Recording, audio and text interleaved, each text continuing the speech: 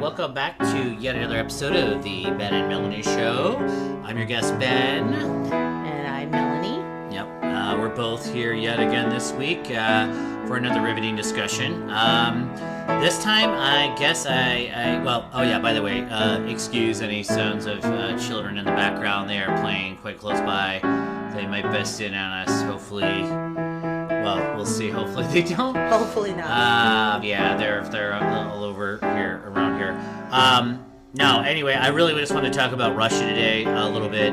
I've heard a lot of opinions online, a lot of opinions on podcasts, a lot of opinions about all of it, among other things. I really want to talk about trolling. I listened to a great podcast, and that kind of is relevant when it comes to the Russia thing. Russia invading Ukraine, really, that's the current situation that we're in. It's February 27th right now, 2022, and that's sort of the topic of the day. Biden's response to it, everything like that. The president of Ukraine's response to it and everything. But yeah, I think that the internet trolling is actually kind of, in my mind anyway, part of it. I learned a lot this week about internet, about trolls and stuff like that online, and how actually a lot of them are fairly organized. I had really no clue to the extent of that, but Me either. Yeah. Did you have anything else you wanted to say about that? Oh, okay. No, I didn't know there were syndicates or any of the other stuff we learned about. That's pretty far out. Obviously, a lot of that. Anyway, the part that relates to Russia, I think, would be Russia funding it. But anyway, Russia obviously invaded Ukraine this week, setting off a giant war in Europe, apparently, and the first time in a long time, at least since the 90s. And maybe the first war of this scale since World War II. I don't know. But I feel like President Putin actually has been in the mindset maybe still from the 90s, because if you know anything about Putin, he has quite a background in the whole early days there when the Soviet Union fell, and with the KGB and stuff and propaganda and things like that. And I think he's a very calculating, smart person who plays probably a long game. I think there's been a lot of maybe propaganda going on, and now he's learning, or they're learning. Now Russia is actually quite technological. I mean, they have hackers and all kinds of stuff that they're using in the propaganda wars with Ukraine. And I was reading all kinds of stuff about, I can't remember what they're called, but it's when the hackers do something to their, like they ping people's computers until they you think go about down. Like a DDoS attack. Thank you. Yeah, they can take down servers and stuff. But actually, I think what's more interesting about this, in my mind, is actually that they're online. I know a lot of the internet connectivity has been shut down, but I think Ukrainians, by and large, it seems that they're getting a lot of information out of the country. And this is a modern war and a whole other type of modern war, because people are posting things to like Instagram and stuff, So I read that their internet went down and Elon Musk lent them Starlink so it's free, so they could like still get the information out just recently, like within the last day or so. Yeah, I thought I heard that too. But I mean, I kind of wonder, look, how much is he going to profit off that? Is Yeah, he still charging them? Yeah. Immediately, I thought, like, well, you're going to have to buy your Starlink dish, Right. install on the top of your house, then pay the monthly fee. Like, how many Ukrainians are in a position to do all that? What the fuck? I don't know.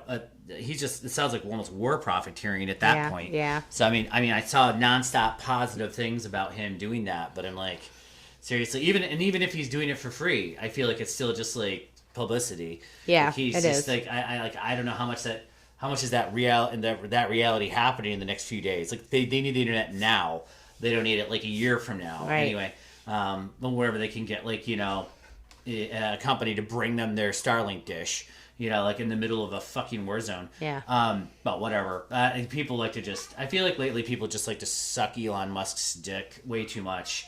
Sorry to be crass, but I really do like that. Anytime, it's a billionaire doing something, oh yay, and he like was bragging about doing a coup in any country he damn well wanted a couple years ago on Twitter. So yeah. I was reading that too. Like, Jesus, he could just kind of, I don't know, whatever.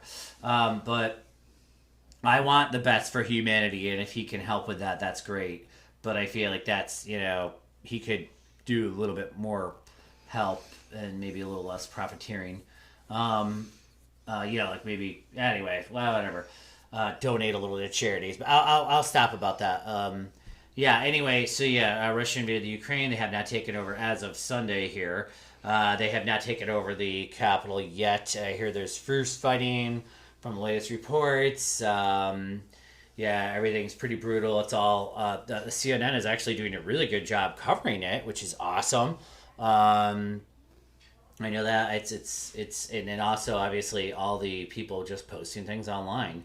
I don't know if you saw the video of the car getting crushed by the tank. Yeah. I think a lot of people saw that, like, whoa, But I mean, it's a war, so I mean, like that's the sort of thing that happens. And I think maybe the last time the U.S. was invading, it's almost been 20 years since the U.S. invaded Afghanistan and Iraq. So it's been quite a while, and I think the U.S. might have actually had a lot more control over that narrative at that time. Yep, than they do now. It's just anybody. Yeah, right, exactly. It's not it's Russia now would have control. It's not for once the U.S. actually isn't the bad guy. Yeah, which is great. The United States, we're not doing the imperialist thing right now for once. I will say kudos to the leadership, because I really think it's important not to respond militarily to Russia, because they are a nuclear company. They are a nuclear country, and they have the ability to push that nuclear button anytime they want and annihilate all of the world. And I would prefer if that does not happen. Yeah, let's make things very clear here. They would probably, they have thousands and thousands of nuclear warheads. They're still nuclear power. They may be a very poor one, but their gross domestic product is very low. They're not the USSR anymore, but they still have all the nuclear weapons from the USSR, period. Yep. And they, even if only a percentage of them function, it'd be enough to kill all of humanity, know. And let's not joke about that. And they're not going to do it, because the United States has that many nuclear warheads as well, and it's called mutually assured destruction, so they're not going to do it. But they're going to sanction. We need to make that clear. We can't have a conventional war. Nope. With another nuclear. I don't want to say they're a superpower anymore, but I mean they kind of a country that holds nuclear weapons. They have the power to destroy the world. Yeah, we can't have a conventional war with that kind of power. Yeah, we can't essentially poke the bear. Which maybe that's where that came from. No. I know. We can poke them, but I mean, I just think that we can't. We don't want to poke them too much. Yeah, we can't get in their way too much. And they have to know that we're willing, that we have a spine too. You know what I mean? So they can't attack a NATO country. Correct. And that's the thing. And they could be risking their own everything. Let's be honest. We are the only country who ever let off one. Yeah, and that's so we're the scary ones here. I mean, they let that off a lot. Like the USSR blew up a lot. I mean, a lot of countries. I'm talking about Hiroshima. On a human population in a horrifying manner. Yes, America is the only country guilty of that, and God help us if any other country ever does. So no one deserves that anywhere. We want people to learn from our mistake and not do that ever. Yeah, right. Please. Yes, please. And anyway, but they just said on the news today that I think too, Russia is like amping up its nuclear something or other. Yeah, Vladimir Putin put his nuclear forces on increased alert on Sunday in an unprecedented escalation of tension with the West. Yeah, so that's terrifying. We just need to calm the situation down. But yeah, so I'm actually happy how Biden's handling it. I'm happy how the president of Ukraine is handling it. I think they're showing they got spine. I know Russia threatened if Finland or Sweden were to join the NATO, the North Atlantic Treaty Organization. That they would get even madder or whatever. But hell, screw them. Yeah, screw Russia right now. This is just a direct violation of everything. They're not. No one is on their side. I don't think. I mean, obviously, China is on their side a little. But I mean, really, they're really isolating themselves and making themselves an international pariah, I think, right now. They're just showing that they're basically being pieces of shit. I was watching Jon Stewart's podcast, or a thing he did on YouTube anyway, and actually I feel like this is not really comparable. I mean, maybe it is, and maybe it's true that we ignore stuff if it's brown people. I don't know. But, I feel like, I guess that, you could say, the United States in England and all of us Western democracies, we have our imperialist adventures, You know what I mean? We go and invade Iraq or Afghanistan or something like that, and then we end up pulling out because we don't know what the fuck we're doing. It seems like after a long time, we just end up getting people killed. But like, it doesn't seem we at least have the pretext of like trying to help people or save people or something, you know, like in Iraq we were trying to save people from Saddam, who was not a good guy. Saddam Hussein, right? He was a dictator and he was bad. So in Afghanistan we were trying to save people in theory, which ended up working, of course, from the Taliban, you know, who were bad and you know, mistreating women. And but like in this, it's just there's not even, Russia doesn't have anything. They don't have a leg to stand on, right? Like they just, it's not. And I mean, in reality, that's what the United States does. Going back, like we tend to like have a pretext. You know, like in Vietnam, we had pretext like, oh, we have to stop. I don't even know what the hell we were doing there. Actually, we said they attacked us or something, which apparently didn't really even happen. But then, you know. So they attacked us, so we had to go in, but you know, then we were saying, oh, we have to stop communism, you know. But there's always a pretext with the Western democracies, a reason, you know. With Russia though, they're just nothing. They don't have a leg to stand on. Putin doesn't even make any sense on this. So, I would like to say that I think now, looking back, now knowing what we know right this minute, and looking back at the last few years, you know, I think that he has been waging a quiet, silent war for a while, using propaganda and divisive tactics and stuff online, affecting not only our country with our divisions, with the quote-unquote culture wars, but also in England with Brexit. Yeah. Separating England from the rest of the UN. It makes perfect sense, actually, if you're playing the long game. Kind of like you could have been starting this roughly a decade ago. You know, it's been like a while, but I mean, really, yeah, he managed to separate. I read some comments on Reddit about this. I read some other, and maybe this is all conspiracy theory bullshit. He separated England from Europe. He managed to separate the United States from itself. So we're just all just like, we just hate each other now, apparently. And like, you look online, you can see the statistics right now in the last 10 years, how many governments have went from social democracy type governments to more authoritarianism. Yeah, and he made it's like he's been secretly, but in social media, using online, you know, sort of subtle ways. I feel like, you know, he's making authoritarianism look good. Yep. And that benefits China. China, I think, is the one country that isn't really against Russia on this move. Because China, I think, would very much like to do the same thing in the surrounding regions around China. And let's make it clear to people. They really want Taiwan. Yes. Mm-hmm. China is a communist country. Yeah. But let's be clear about this as far as, like, it's not actually communism, how communism is intended. But yes, you're right. In the 20th century version of communism, yes. Right. And there's a difference between authoritarianism and communism, too, a little bit. Because, like, for them, they're... much of their companies and stuff are state-controlled. Yeah. That's communism. There's like 51% state ownership, at least, with every company in China, from what I understand. So, I mean, the state controls... The state rigs the game in China. So that's how they can just get shit done, too. If China wants to do something and the state decides it's going to be done, they can just make it happen. There is no separation between private... I mean, there's private, rich, billionaire people in China, but I mean... They have to do what the state wants in the end. Right. They don't have a choice. I want to make this very clear. There's a difference between communism and socialism, okay? Because the United States is a social democratic country. And the main difference is that under communism, most property and economic resources are owned and controlled by the state. Under socialism, all citizens share equally in economic resources as allocated by a democratically elected government. And then I want to also make sure everybody understands what authoritarianism is, because people throw these words around. A lot of times you don't really know what they're talking about. So I looked it up just to make sure I was on track. And it says authoritarianism is a form of government characterized by the rejection of political plurality, the use of strong central power to preserve the political status quo, and reductions in the rule of law, separation of powers, and democratic voting. And I want to be clear about this too. I just was watching... I hate doing this, but I was just watching a little bit of Tucker Carlson. Yes, I hated it. And I think if too. you were watching Tucker Carlson a lot, you would think that Biden is an authoritarian or something, but that's not the case. That's not how America is currently. You're allowed to have different political opinions in the United States under Biden and under Trump, to be fair.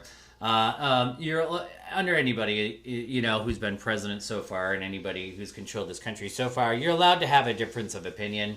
In an authoritarian system, you are not. Free speech does not exist. Yeah, you're in China. You're not allowed to just run for office in your local whatever, unless you're a communist. You have to join the Communist Party. Right. There's no freedom of press. There's no freedom of speech. Mm-hmm. And that's the same with Russia. Started out after the fall of the USSR, apparently a libertarian fantasy, and that was not a good idea because there was shortages and everything like that. But anyway, Putin, when he took over in 2000, around then, 2001 maybe, about a little over 20 years ago, he's been cracking down and bringing back the authoritarian. In the 90s, I think Russia was kind of a free-for-all. It was the Wild West of capitalism, and I think a lot of people did not like that. Then a bunch of terrorism and stuff happened back then. Some say Putin might have been behind some of that, actually, in Russia. But anyway, that's just conspiracy, really, I suppose, too. I guess I don't know if there's evidence of that. But Putin took control. He's been cracking down, limiting freedom of speech, limiting everything in Russia ever since, slowly but steadily, bringing it back to the bad old days of the USSR without freedom of speech. Trying to, anyway. I mean, it's like he doesn't want... He wants the money, it feels like. He doesn't really want the USSR. Because the USSR would actually, in the end, I mean, they would get rid of money. They would get rid of everything. It's a centralized planned economy. They don't have billionaires, right? A planned economy. But, he would want to have the money. He wants to have the best of both worlds. He wants to have capitalism, all the money, and have authoritarianism, and all the power both. He doesn't want to, forego one without the other, I feel. And right. That's he wants to have his cake and eat it too. Mm-hmm. And that's something that's a very hard thing to do, I think, because at least most people would want a reason. I think the reason why communism works is it gets people to, in the USSR anyway, and in China even too, it gets people to think, well, at least everybody gets fed, everybody gets housed, Yep. Things like that. Even if there's no billionaires, there's no capitalists, at least everybody gets fed and housed, so you could tolerate the shitty part of life in a way if you're kind of okay with not having poor people, or at least everybody having the same amount of things, which isn't really how it's ever worked anywhere. But yeah. Anyway, let's be clear about that though. Authoritarianism is not a thing in the United States currently. It is not a thing in Britain currently. It is not a thing in Western democracies, nor is it in the Ukraine. It is in Russia. Putin is an authoritarian, and he is taking over other countries. So, and there was a period of time in Russia too where Putin had to, because of the rules, how their government is set up, he had to step down temporarily, and Medvedev stepped in, and he was more liberal. But then when it was time, he just basically handed it back to Putin when he went through the term where he had to be not president for a while. Yeah. So Putin was just kind of president, but not really president, but he really was, or something. Yep. Anyway. It's crazy. Yeah. I do want to give a shout out to this Ukrainian president. He sounds pretty amazing. His name is, forgive me if I pronounce it wrong, Vladimir Zelensky. Yeah, Zelensky, yeah. Yep, that's right. And he was a former actor and comedian who has been serving as the president of the Ukraine since 2019. Zelensky grew up in Kryvyi Rih, the Russian-speaking region in southern Ukraine. I was gonna say he's basically their version of Jon Stewart. Basically. The Daily Show. Yeah. He's he's a comedian who had a news show, right? Kind of ish, and he would just make fun of the news and make fun of Putin, right? And then he ended up running for office, right, and won. Yep. And he's just a great guy. I saw a video of him saying he's never going to give up. He's basically being like Winston Churchill.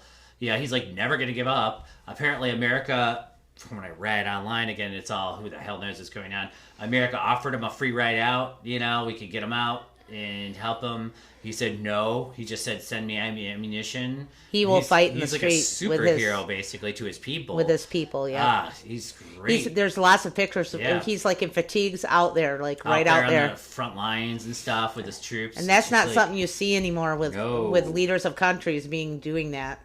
And this is where I feel like Ukraine just has a decisive advantage in. They know they're fighting for the right cause. They're fighting for democracy. Right. That's like rare. Mm-hmm. They know they're fighting for the right. And it seems like in most wars of any sort of, it's like our imperialist wars or anything like that have happened in the last like 50 years even, like there isn't like a right or wrong.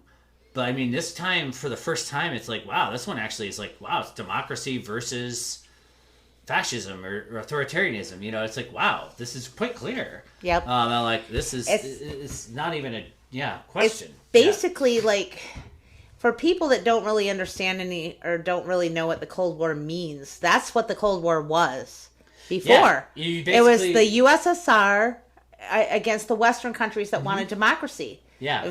It was that, the communism versus democracy, and really, authoritarianism versus democracy. No, and obviously you can't even compare, like Blue Jeans and pop music won.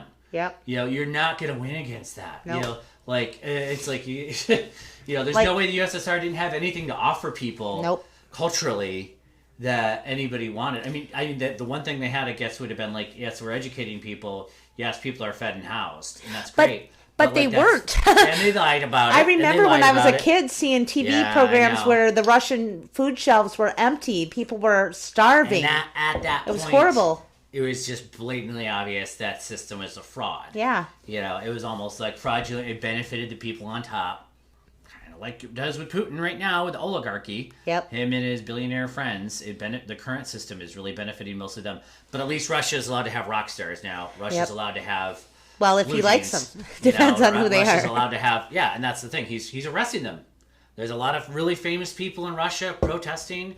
I think the Russian people hate this war. Yep. Very much. I don't think that's in question. I think they're against it. I don't think the Russian soldiers know what the hell they're even doing. Right. Like, why are they fighting their kindred? I mean, Ukraine is like, I'm trying to think of what would even be comparable. Like us invading England?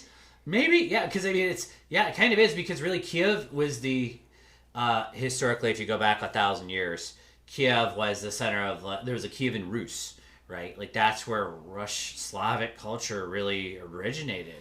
Like that's the center, Kiev is, and it expanded out there. Moscow is like a much newer city. I'd also historically. I would say there's also like a correlation if you were a Native American in America and land of America, and then these borders from between Canada and the United States and the United States and Mexico came up, you're still related to those people across the border. Yeah. I think there's still families that It'd have be been like if the border the crossed United them. States invaded Canada and had like a brutal war against Canada. Yeah, like it just is Just seems wrong.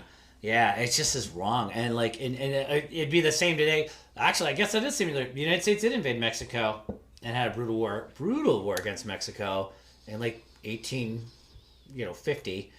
But like, that's that was a long time ago. But like, it's still like that was wrong then probably. I think I definitely would not have been for that then. Yeah, it seems like you're just invading your kindred people. Really, like I said, I think in Ukraine's case, it's like, I'm trying to think of anything. The U.S. invading England would be a similar situation. Like, and to me, it's just like, why would you even do that? At this stage. Not to say there weren't wars in the past and issues in the past, hundreds of years ago, and everything like that. Right. But like your besties now, you have a common culture, a lot of things, history. Like, why would you destroy your common, whatever? Anyway, bizarre almost. That's what doesn't even make sense, actually, in a way. Anyway, I think it's. I was just looking this up really quick too. From what I was reading online a little bit, I don't know if this is true at all, but there's a book called Foundations of Geopolitics, the Geopolitical Future of Russia, that was originally published in 1997. This is before Putin took power. Apparently, this is laying out a lot of the stuff in this book that Putin, it's like, if you look at this book, apparently, if you read it, he is doing a lot of the things that it says to do in this book to reestablish Russia as a world power. That is causing divisiveness among the Western democracies, breaking off the UK from the European Union, creating all these issues in the United States, so we're all just hating each other now. Right. And then also, and not to mention all the Western democracies, really, just creating divisiveness, so we're distracted, we're mad at each other, we're kind of impotent in that way, maybe compared to what we used to be. Mm-hmm. And then Russia can just go on in and start gobbling up its old USSR countries one at a time. Some are going to be more willing than others. Obviously, like Belarus is all hunky-dory with everything. But it's like, I feel like they're ready because they know what side their bread is buttered on, supposedly, so they're just going to go with it. But not just Belarus, but there's other countries too, I think in the East, that are just going to have to go with it if it comes to that. But Ukraine obviously is not. But anyway, it's like this is what you do, right, to reestablish their empire. Go ahead. The Ukraine just agreed to talks with Russia because of Belarusian President Alexander Lukashenko. Oh, really? Without good. preconditions, yep. All right. So, I don't know. I just hope that all the leaders in the world keep their heads and we do a diplomatic resolution to this, or through sanctions or anything but military. Well, we can't have a direct war. Look, we could have indirect war. We could send in guerrilla fighters, special forces, people like that. Yeah. There's no way we could have a direct war with Russia. It's just not going to happen. And I think Russia knows that. So they're going to try to get away with as much as they can get away with. But I think with the international banking system basically going, it sounds like it's very likely the international banking system is going to be shut down to them. They're going to be in trouble. Pretty quick financially. Yeah, I had to look up what is the SWIFT banking thing, anyways. Yeah, I never heard of it actually. Me either. I'm not a billionaire, so that's. But apparently, it's how banks talk to each other to transfer money around the world. Yeah. So if you got all your investments in Miami and you're a Russian oligarch, guess what? Goodbye to those investments in Miami pretty quick. So that's gonna inspire some change. I hope really.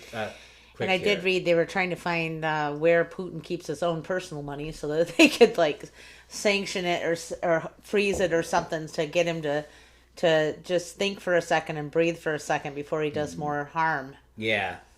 Oh, I was gonna say, who wrote that book? Let me see if I can find it. Oh yeah, Foundations of Geopolitics by Alexander Dugin. So, like I said, written in '97, but I actually have not read the book or anything. I just am aware of its existence. But yeah, apparently lays out quite the game plan. Hopefully, if anything, I'm hopefully the Western democracies have something to kind of unite them again. I mean, with any luck, maybe, it sounds like it's strengthening NATO. NATO's pretty active now. That's good. For the first time in its history, it sounds like it's been activated, which is amazing. That's good. Yeah, well, it's good. We have to show them that we're not going to just take it. That's the main thing, We can't just have them start rolling over countries because they think they're just allowed to now. Right. I guess it's always was a possibility. It just, for some reason, it's just happening now. So, yep. I hope that people are aware. That's my other worry, is the mutually assured destruction thing. I hope people are aware. I mean, I think Putin is very aware of it. I think Biden's very aware of it. So I guess that's what matters. You know what I mean? We have to be just cautious. And I think the fear is that Putin is just going to release a nuclear weapon, onto a population just to see if he can do it and get away with it. So just hopefully he just doesn't do that, And China is trying to be careful a little bit, but is still siding with Russia in the article I read about not wanting, condemning too many sanctions on Russia and stuff like that. But China needs to realize that much of its bread is buttered in the West as well, as far as their economy goes. And companies, if companies are skittish. If they smell anything like that, they're going to be looking for property at the next cheap country to make things at. Yeah, they already are. I think there already is a lot of manufacturers that are starting to move out of China and into Vietnam and Southeast Asia more. Yep. Because frankly, it's cheaper actually already to produce things there, and even India a bit. Yeah, it's just cheaper in those countries, and it's also just they don't have to deal with the fallout in case China does invade Taiwan. Mm-hmm. Like, we're gonna have to sever our diplomatic ties with China. Yep. And I think that's and what they're doing to the population of Uyghurs in their country is also making it bad for countries to be there. It's making it look really, really bad. Yep. Unfortunately, I have to say on that one, it doesn't seem like anybody cares, and that's really horrifying. I care. Oh, I know you care. I'm just saying, like, it just seems like no one cares about the ethnic cleansing and genocide when it comes to like Asian. I guess they're Asian Muslim people. Like no one, not even other Muslims seem to care. It's really depressing. It's bothersome. You think like a lot of other Muslim countries could put through oil, they could put the screws to China a little bit there. Yeah. Be like, hey, we control the oil. Stop oppressing Muslims. Mm-hmm. But I would say if anybody should care, they should care. Right. Like people in Saudi Arabia, people in Iran, people there. Like they should be the ones to. But no, like they don't seem to give a shit, and I don't understand that. Like, it's just bizarre. I don't understand that either. I know. I guess it needs to be America's job to care about that too, and maybe that does need to be our job to stand up for humanity, and we should. But I think we need to disentangle ourselves from China. That's my opinion. We just need to disentangle ourselves from authoritarian governments that do horrible, horrible things to people. It's easy to do with Russia too. Maybe we're not economically dependent on Russia. But we don't get our oil from there. No, just so everyone knows. Well, Russia has a lot of oil, but no, we don't need Russian oil. Yeah, we don't. Yeah, they have a lot of oil. They have prices getting raised isn't about where the oil's coming from. It's about the stock market freaking out. I think it's bullshit. The stock market, it's all about the market. Just like raising prices because they can. Crash again at some point. It's just any chance they have to raise prices, it feels like. But we can produce plenty of oil, and there's plenty of diamonds other places other than. I know there's a large amount of diamonds in Russia, but I don't think we need those either. No. And uranium, there's lots of other places. There's even, they can mine that in space for goodness sakes. I've heard that all that stuff is out there too. Yeah. So why do we need to do this to other, we just need to, think as one humanity again. Yeah, we do. And that's something else I just wanted to say. There's a podcast, Jamil Jameh. I listened to her podcast last week's or this week's, and it was just really great. They were talking about apparently there's trolling syndicates. This is relevant to Russia, I feel, because I think Russia successfully makes use of trolls online. They could just pay people to troll, really, but there's actually trolling syndicates. And frankly, I mean, Russia, it wouldn't be that hard, I think, for a nation state to sort of kind of control one from the top down if they wanted to try to create divisiveness anyway. But there's a lot of places online where you can find out about this stuff. Like I said, I really had no clue about this before this week. They make life very, very, very. They can make life very difficult for you if you say something online that somebody in authoritarian governments like Russia disagrees with. Mm-hmm. They can make things very, very hard for you. Yep. So that's definitely happening to people in the Ukraine, I'm sure. With that, I'm going to take a little break. We'll be back after the break here. And we're back.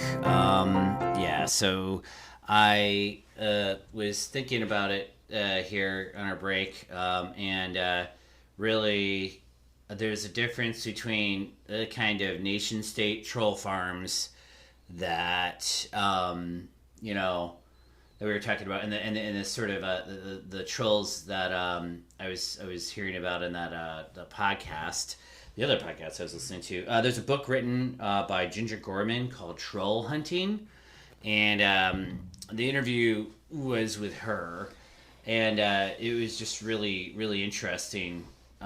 How I just thought really, really interesting how there's like syndicates out there, and I'm not necessarily saying that those are nation state sponsored. However, I think they might kind of inadvertently do the bidding of nation states sometimes when they want to like just take somebody down. and destroy their life, that's something they'll do. And they're made up by like frankly, a lot of them are like fucking psychos. And that's the way she made it sound. Like she would go out and talk to them in real life. And they're fucking pretty much kind of actually, I mean, like really, actually, she said they're actually absolutely not what you would expect. They're like a highly intelligent, they're men, primarily men, you know, right, between the ages of like, 18 and 35 or something like that. But like, they're highly, highly intelligent for the most part. They're not necessarily basement dwelling idiots, which I thought was interesting. And intelligent to the point of being creepy and incredibly sociopathic. Like, zero empathy toward their fellow humans. Like, other people were just there to torture, basically, to a lot of them. And that's, like, they're there just to torture for their own amusement. It's pretty fucked up. I didn't really know that they were organized, I guess. I knew that they existed. I knew that there were things in Russia, troll farms. Melanie was talking about that here a minute ago, right? Yep. On the break. And I was aware of those. And those were like nation state sponsored, kind of obvious in a way sometimes, you know what I mean, in my mind. But like, yeah, they pay people to go online and like, you know, try to sway political opinion one way or the other. They've existed for a little while now. But I didn't have any idea, though. She compared it to outlaw biker gangs, basically, that there's like these groups of trolls going around online, you know, joining up together and breaking apart, and, you know, I just thought that was an interesting comparison. I just have never thought about it like that, ever. So I just thought that was it was just really fascinating. Anyway, that's all from this research that this Ginger Gorman did. She said when she started doing it, it was quite a few years ago, like in 2013, I think, or something like that. She didn't realize. She actually didn't realize what she was getting into. She was like a reporter, and she actually had her life threatened and whatnot, and death and rape. Yeah, threats death threats. Yeah, all kinds of crazy shit. They shit. piled on. Yeah, and I feel bad that ever had to happen to her. She said this was like pretty far back though, I guess, and. 10 years ago or something like that. And so back then Twitter was just like posting your location where you tweeted and things a lot, I guess. And it was just like, so everybody just knew where she lived and everything. And it's just like, oh man. Anyway, now we know better than that in theory. And what they found actually is there's a link between these guys and, some of the mass shooters. Some of the mass shooters are trolls or have been, they're sociopaths and actually, I mean, she's arguing. I mean, I'm not sure how true. I don't have the statistical data to back this up. She's arguing though that the majority of terrorism is done by. Well, maybe this is only true in Western democracies. The majority of terrorism in Western democracies is done by like white male troll people. You know what I mean, or white males anyway. You know what I mean. But a lot of them end up. Maybe being pushed into it and stuff like that through online. They're in online communities, and apparently with the Christchurch killer in New Zealand, that apparently was the case. They acted like, oh, no one saw it coming apparently, but she was saying that like there's plenty of information out there. It was all over the internet. Like everybody knew that he was going to do it. He was stating that he was going to do it online. He had people he was talking to about doing it apparently. He had his own group or community of people. That's pretty wild. This crosses over, I feel like, too, with our, we talked about incels a while ago and stuff like that. But anyway. Groups of white men who feel disenfranchised. Yes, that's actually the key. Yes, disenfranchised. Right. They have to feel disenfranchised, and then she talked about certain personality types are more likely drawn to it. Certain psychological profiles, people that are like, they can understand empathy as an intellectual component, but do not have it for other people. So when they make death threats and rape threats and things like that online, they have no empathy for the person that they're talking to. Like it doesn't even. Yeah, she was actually saying that they have there's two different types of empathy, right? Like they could they understand how to manipulate people, so they understand what human emotions are, but they don't they don't feel anything themselves, right? Right. But yeah, this is all thanks again to Jamil's podcast, which is called Weigh In. Which I Weigh. I Weigh. Yeah, I just it ran that thing. That podcast is actually really quite good. It gets onto these really interesting subjects that I don't think I hear about as much in mainstream media, frankly. Kind of like the seedy underbelly of the internet a bit, going on what's really behind a lot of motivations and things like that. Like we need to look at and I think that's true. We need to look at ourselves before we can like blame Russian troll farms and blame bots and stuff like that for everything, or blame the algorithm, right? Which is easy to do. It's like maybe we need to look at there are some people out there that are guiding the internet and guiding things around a little bit, and sometimes they're.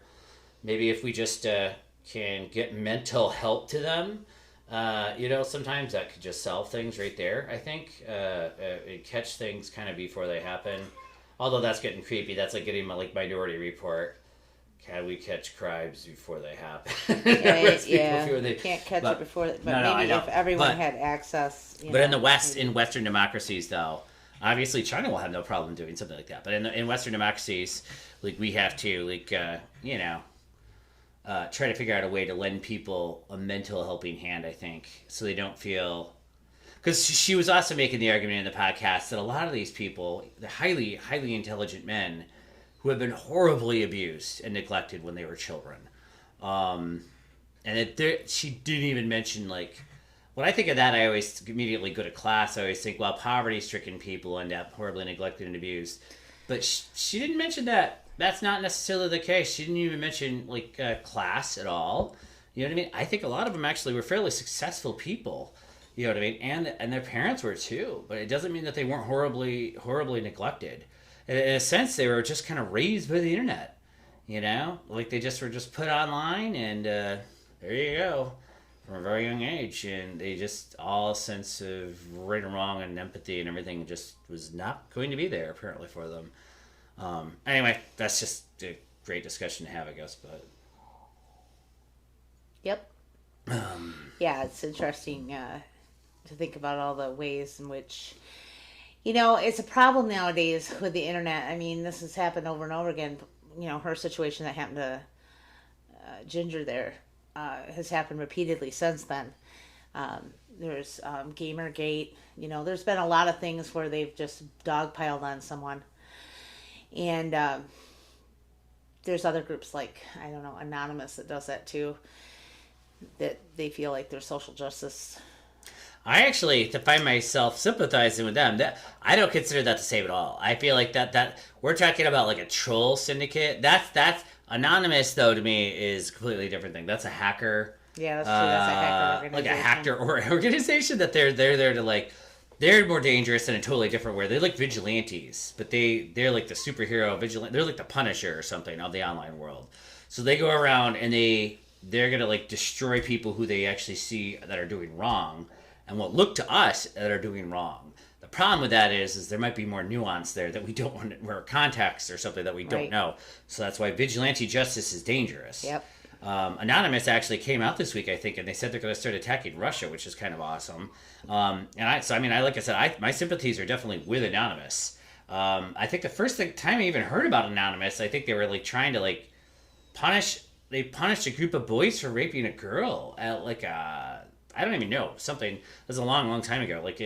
Something like high school boys raped a girl or something in Ohio or something, and then Anonymous came out and really went after, exposed everything, and she was the one who got in trouble or something like that. It was some ridiculous thing like that, and they made it right, I guess. But man, they ruined a lot of people's lives. They're not even, I don't know. It sounds like it went pretty far, so that's why it's not good to. They call that doxing. I think, right? When your personal information is posted online, that's wrong and that shouldn't be done. But I mean, a lot of that in these situations gets done. These trolls, they do stuff like that all the time. Yep. They'll post a woman's personal information. That's what made me think of Anonymous. I know Anonymous they're a hacker has done group. That with. Yeah, they have. In the reverse, where they were basically posting the rapists' information out there for everybody to see. which again, that's for a court of law to decide, right? Maybe not for just, let's go burn the witch or whatever, like Yeah, in our laws in all of the countries need to catch up. I mean, I feel like it's lagging in many countries about, online, whatever you call that, when they just dogpile and troll you to death and death threat you and stuff. There has to be some kind of recourse for that. And right now, I don't think, at least in our country, there is very much of a response to that. Oh, yeah, okay. Well, I don't know. I feel like that's what she was saying that happened. She went to some Senate thing and testified about it, and then they didn't take her seriously apparently at all. And now apparently they do, but it's unfortunate at the time. Basically, like if you're a troll, essentially it boils down to this: if you're a troll and you're white, they're just not going to take anything you do seriously and not care. The FBI isn't going to care. If you're a troll and you're brown or especially Muslim, yes, the FBI is definitely going to care. You're going to have people watching your freaking house. Like they're going to be all over you, tapping your phone, watching your email. Like, oh my dear God, that's what that kind of boils down to. So there's inherent like race inequity. It might be unconscious on the part of people, but like. Then they were talking about, if you look at like some horrible terrorist incidents, they've been committed by white people, and that's just the thing that's almost like unspoken or something, like Oklahoma City, stuff like that. Dear God, but for some reason, no, that's a factor. Anyway, speaking of that, I think I just read an article that said Marjorie Taylor Greene went to some white supremacist rally. I'm just like, oh, that's not surprising. She went way down that rabbit hole. Oh my gosh. Mitt Romney called her a moron for it, apparently. So, speaking of, white nationalism and terrorism, there you go. I did not hear that. Good for him, man. Yeah, good for him, actually. Stand up, man. Republicans need to stand up for themselves. Yeah, stand up for your party. Stand up for your country. Good God. Don't be the party of white nationalism. I'm happy. I'm pleasantly surprised with Mitt Romney. He would have made a great president compared to the cheese puff guy, just Cheeto. Yeah. Sorry. Yeah. Anyway. So I guess that wraps that up. It was just about. Did you have anything else you want to talk about today? Nope. I think that was it. I think Russia was the big splash in the news, and yeah. All right. Well, with that, I guess we'll just about wrap it up. And yeah, thanks for tuning in. Yeah, anything else you want to say? Yeah, thanks for tuning in, and thank you for the one person who left a comment on our Facebook page. You know who you are. Yay! Everyone, please comment more, like, share, let us know what you think, anything that you think that we should cover. I also want to say this. Yeah, thank you for a good review on Apple Podcasts. Yes. Thank you. Really appreciate it. Yeah. Hopefully get rid of them. So, all right. All right. Baba P. Guavaman.